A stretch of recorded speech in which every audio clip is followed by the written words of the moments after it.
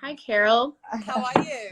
Good, fine. Thank you. Thank you for inviting me to this. Oh my gosh, it's our pleasure, seriously, to have you. We're so excited. We know that you've been so busy and it's been tough for swim schools right now. So we're thankful for your time. You haven't already been in the pool this morning, Carol? I'll be in the rest of the day in about a half an hour. Thanks for joining us. My name is Tash, well, Natasha, but I often go by Tash, and I'm the program director with No More Under, a nonprofit based in Bellevue, Washington, and we focus on water safety awareness and drowning prevention. And January is Bath Safety Month, and so it felt very fitting to jump on here towards the end of the month to just bring some conversation around baths, the importance of being safe around them, but then also the benefits that can come from them. And today we have joining us Shazak, the amazing founder of No More Under. And so Shazak has been on the No More Under journey since its creation. It's thanks to Shazak that No More Under exists. And then we have an amazing 25-year or more. 25 is what was on your website most recently, Carol, but I can say 1994. It's been that long. Okay, so 26, I guess, then, or 27 maybe even. So Carol is an amazing experienced swimming instructor. She created and is the founder of SwimGuru. Carol has taught thousands of people to swim and be safe in the water. She's also part of the Starfish Aquatics Institute, which is a world-leading aquatic training organization. So we're really thankful to have Carol on here this morning. She's been so busy, especially with the challenges with Omicron and the staffing challenges of COVID. So we're thankful for both of you to be joining us. Over to you, Shazak. Yeah, thank you. Hi everybody. Thanks for being here. And Carol, really appreciate your time. For sure. So yeah, we wanted to do this, like Tosh said, towards the end of Bath Safety Month, just to make sure. It's always like a touchy thing to talk about, just children drowning in general.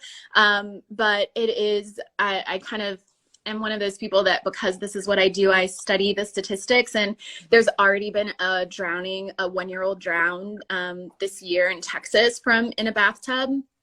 And so again, it's like hard to talk about, but children can drown in less than 2 inches of water. So it's just something, bathing is something that, as we all know, well, not that we all know, but children like typically getting in the water. It's exciting.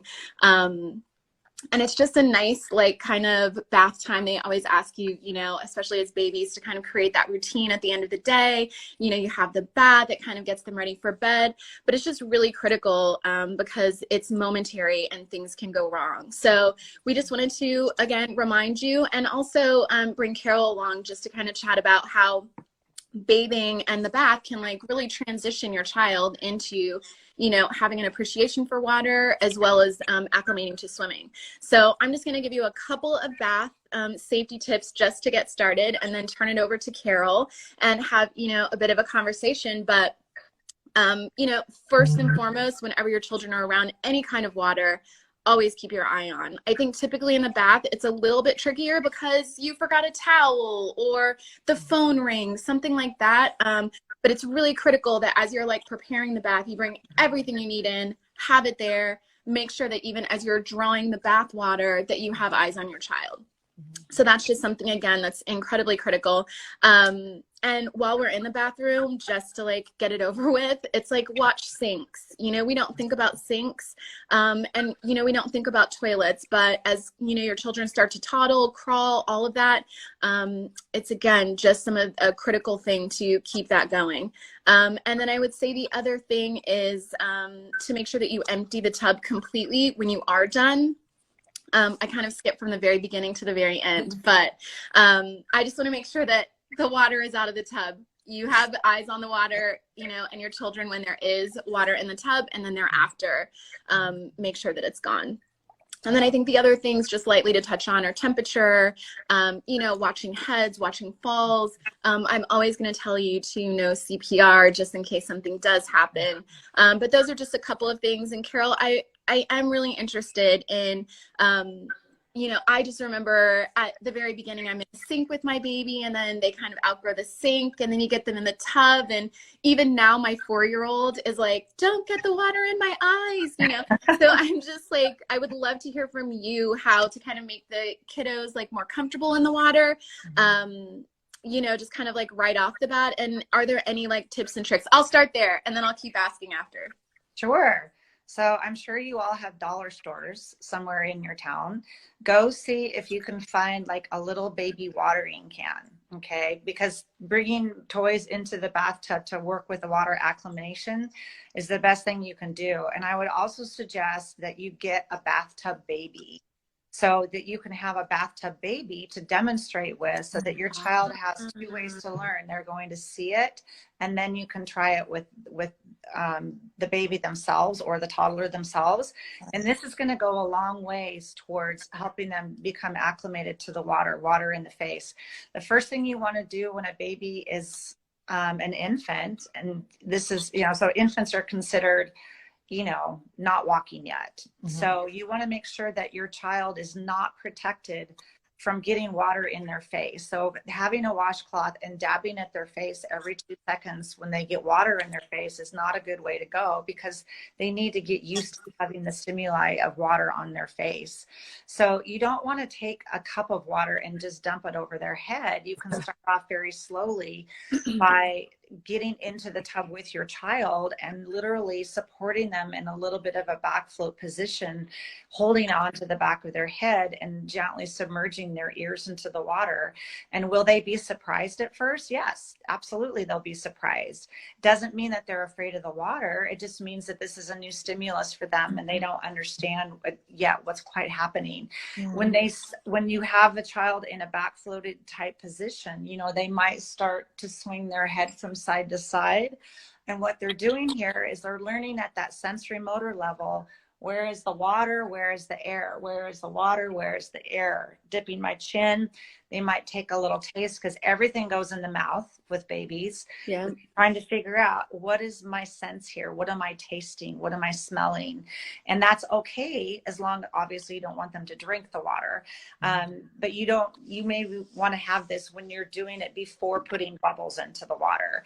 So once you have a baby in a back floated position like this and they kind of get used to it, you can kind of let them be a little bit deeper and just begin to feel their own natural buoyancy. Babies are like little corks.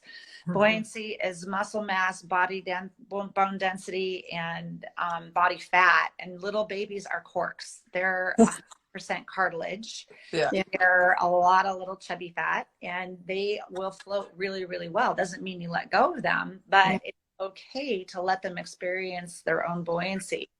Having an older child who's sitting up already by themselves, to begin to, you know, get them to experience on their own, not necessarily put your head backwards as you pour water over their head, because they don't like that. But it's like, go ahead and let them lean forward and pour water over their head so that it doesn't go into their mouth or up their nose. But going this way is going to help them become more used to, like, I'm just getting my hair washed.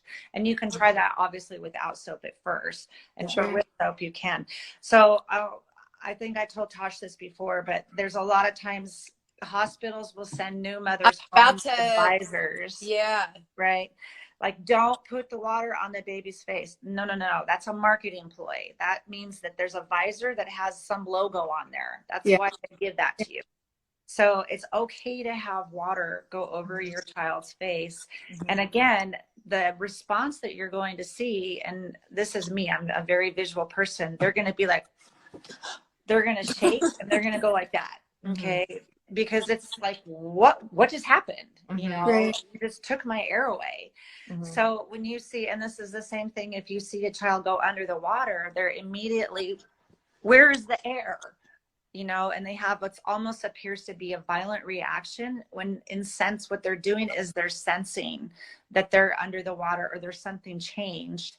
And then they begin to assimilate whether they're above water and can breathe and whether they're underwater. And that's the beginning of water acclimation for a child. And then, Carol, what would you say is the best way to like ease a child's like fear when that does happen? So they've just had that moment and then they come up from water. I think that's like, you know, even when we talk about infant swim resource, you know, and like and all of that, like, you know, there is this fear and you want to kind of remove that from children. So do you have advice on after that moment happens, or after you have poured the water or they've swallowed water, how do we calm them and kind of ease them back in? So there's being empathetic and there's being sympathetic. A sympathetic mom is going to go, oh, don't be scared. It's okay. No, no, no, it's fine. Let me get you a towel. An empathetic mom is going to say, whoa, that was challenging. You know, how about you? Let's shake it off. Shake it off. And like we can squeeze our eyes out like windshield wipers and make it more of a game and go, that was a surprise. I get that. You know, so when a baby has a violent reaction, it's because too much has happened too quickly. You've presented it in such a way where you maybe did just pour a cup of water over their head versus starting off with just a trickle and building up from there. If you have someone sit in a bathtub with you and pour water over your head, I guarantee you're going to do this. I guarantee it. Okay. Because it's not a comfortable feeling. But if you can get a child to kind of engage on their own terms with putting their face in the water, I mean, oftentimes in a lesson, and you can do this in the bathtub, I'll simply hold my hand out and be like, can you put your chin on my hand? Can you put your nose on my hand? Can you put your cheek on my hand? And let them do this so that they can figure out how to put their own face in the water. Yeah. And then you're going to get them something really fun, like a new bathtub toy that sings. Like, can you look under the water and find your treasure? It's a quarter to go buy yourself, you know, a toy at the dollar store or whatever. I love that. So you're not forcing them under the water necessarily, because what you're trying to do is give them choices at this point and encourage them versus just, you know, oh, don't worry about it. We won't do it because you're not ready. So you're your child's cheerleader. You know, you're going to, if you're exposing them to just starting to walk, to just starting to crawl, come on, let me see you crawl a little bit further, go get that toy. Nice. So that's empathetic. You know, a sympathetic mom is going to be like, oh, wait, I can't let you walk yet. You might fall down. Well, I think it is hard to, like, my sister just had a, you know, baby as well. And it is just that those first time moms are a little bit more nervous. You know, you don't want things to happen. And so that is, it's a tricky thing, because I think the sympathy comes out because there's, you know, moms are just as scared. Not that you're scared, sissy, but you know. My other question, Carol, you said bubbles like a while ago. I heard from Tosh that you all discussed like why you should not teach your child to blow bubbles in the water. Is that right? Oh, blowing bubbles. Yes. Yeah. So when we are in a swimming lesson, the number one thing that happens when a child puts their face into the water for the first time is they might go like this, and here's the water level. And what are they going to do as soon as their nose touches? They're going to sniff, which immediately gets water up their nose. And that's when the upset happens. It's not because of the water. It's because they snorted water up their nose. And it hurts. We all know it hurts. Yeah. So when you present submersion for a child, when you are in a horizontal position face down this way, like putting your nose on your hand, there's actually air bubbles that are in your nostril, and it prevents the water from going up your nose. So holding your breath, 1, 2, 3, hold your breath, and you can practice fish cheeks out of the water, you know, doing that kind of stuff. And then getting them to look down is going to probably prevent them from sniffing the water and going. And then likewise, a vertical submersion, your nose is here, the water goes up. Your nose is here and the water is this way. Yeah. So, you know, when you have a child that's got water up their nose for the first time and they have that startle reflex, again, it's understanding the difference between the stimuli of the water and the stimulus of the air, and they're sensing. So it's going to take a few times. It's not going to be a one and done situation. Yeah. You have to work with it every time to get them to be comfortable, and they will naturally feel the water coming over their face. And that is the cue to hold their breath. Blowing bubbles in a lesson context and also for fun is it's a fun game in the bathtub, but if you're going to say blow bubbles, let's give them a straw. Like have them make bubbles with a straw, but don't have them blow bubbles through their mouth. Yeah. Because what's the next thing you do after you blow your air out? Breathe in. Breathe in. Exactly. So if you just blew all your air out and you go, wow, you're going to get that sniff of water again because they just blew all their air out. And then they're going to be like, I don't like this anymore.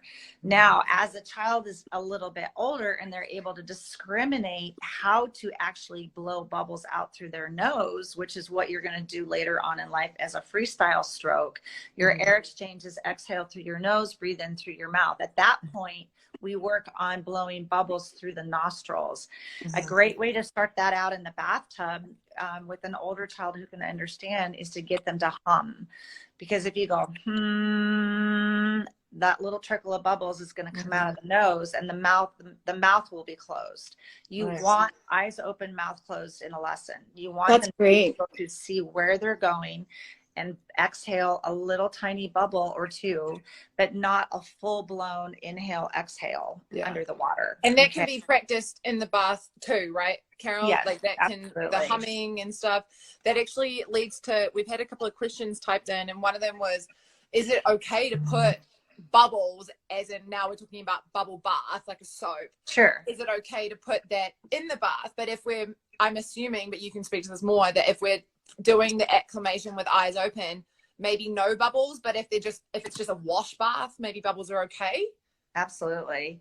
So I mean, it also obviously baby shampoos and whatnot, they have a chemical in them that prevents the no more tears. All shampoos for the most part are the same. It's just there's this chemical added that prevents tearing up. Okay.